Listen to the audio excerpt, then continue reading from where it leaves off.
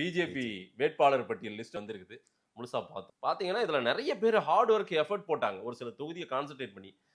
Vinoj B செல்வம், SG Surya, Amar Prasad Reddy, Ashwatthama, ப திரு பொன்னார் அவர்கள் கூட இந்த முறை நிக்க நிச்சயமா. போறதால்லாம் சொல்லியிருந்தாங்க. யாருமே அந்த லிஸ்ட்ல கிடையாது. அண்ணாமலை நிக்கல. ஒட்டுமொத்தமா பார்த்தீங்கன்னா, அந்த அண்ணாமலை சார்ந்தவர்கள் அந்த மாரி எல்லாம் யாரும் காணோம். அதேபோல தெரிஞ்ச நெறைய ஃபேஸ் எல்லாம் விடுபட்டு, அதேபோல கொஞ்சம் பரிச்சயமானவர்கள். இன்னொன்னு கொஞ்சம் டாக்டர் நாகேஷ் எல்லாம் தளி எல்லாம் நல்லா ஹார்ட் ஒர்க் பண்ணவர். ஏற்கனவே சுயேட்சையாலாம் நல்லா வாக்கு வாங்குனவர். இன்னும் பலர் பொன் பாலகணபதி பலருடைய பெயர்கள் எல்லாம் இது பதிவாயிருக்குது.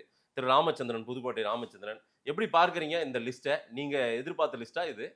இல்ல இது அண்ணாமலை அவர்கள் அவர்களுடைய ஆதரவாளரும் இல்ல, இருக்க மாட்டாங்கங்கிறது ஏற்கனவே கணிக்கப்பட்ட ஒண்ணு தான். ஓ!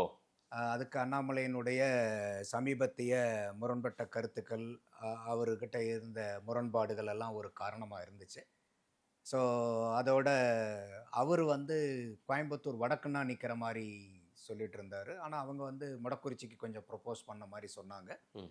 ஸோ, அதுலலாம் அவருக்கு கொஞ்சம் வருத்தம். என்னுடைய ஆதரவாளர்களுக்கும் குடுக்கல அப்படின்னு சொல்லிட்டு. பட் அதுக்கெல்லாம் காரணம் வந்து அண்ணாமலை அவர்கள் தான் காரணமா இருந்தாரு. ஆனா, இப்ப நம்ம பார்க்கும்போது ஒரு 27 கான்ஸ்டிட்யூயன்சி தான் வாங்கியிருக்காங்க. அப்ப எல்லாத்துக்கும் குடுக்கணுங்கிறத விட, இப்ப ஒரு சப்போர்ட்டிவா கான்டெஸ்ட் பண்ணலாங்கங்கிறத விட, இப்ப ஸ்ட்ராட்டஜிக்கலா எப்படி வந்து எந்தெந்த தொகுதியில வந்து குடுக்குற தொகுதியில எப்படி ஜெயிக்கணும்? ம். எந்தெந்த கேண்டிடேட்ஸ வச்சு நம்ம இருக்கக்கூடிய ஒரு 4 எம்எல்ஏக்கள வந்து ஒரு டபுள் டிஜிட் எம்எல்ஏக்கள் பக்கமா மேல கொண்டு போகணுங்கிற ஒரு ஸ்ட்ராட்டஜிக்கலா அவங்க பண்ணியிருக்கிற மாரி தான் தெரியுது. ம். எல்லா கட்சியிலயுமே இந்த பிரச்சனை இருக்கும். ஒரு தேர்தல்னு வரும்போது அது 164 சீட் இருக்கக்கூடிய கட்சியா இருந்தாலும் சரி, ஒரு 170 சீட்டு கட்சியா இருந்தாலும், இல்ல வந்து 5 சீட்டு கட்சியா இருந்தா கூட எனக்கு கிடைக்கல, உங்களுக்கு குடுக்கலங்கிற வருத்தம் இருக்கும். ம். ஸோ அதையெல்லாம் கடந்து தான் வந்து ஒரு கட்சியினுடைய ஒரு இண்டிவிஜுவல் முக்கியமா, இன்ஸ்டிடியூஷன் முக்கியமான்னு ஒரு கட்சிக்காரங்க பார்க்கணும். அப்ப எல்லாமே வந்து இண்டிவிஜுவல விட இன்ஸ்டிடியூஷன் தான் முக்கியம். ம். அப்ப அந்த ஒரு கட்சிங்கிறது ஒண்ணு நிலைச்சிருந்து வெற்றி பெற்று பயணிச்சா தான், அந்த கட்சியில இன்னைக்கு வாய்ப்பு கிடைக்கலனா கூட, கட்சி வளர வளர அதில இருக்கக்கூடிய ஆட்களுக்கு வாய்ப்பு கிடைக்கும். குறிப்பா பாரதிய ஜனதா மாரி கட்சி ஆரம்பத்தில அவங்க வெறும் 2 எம்பி.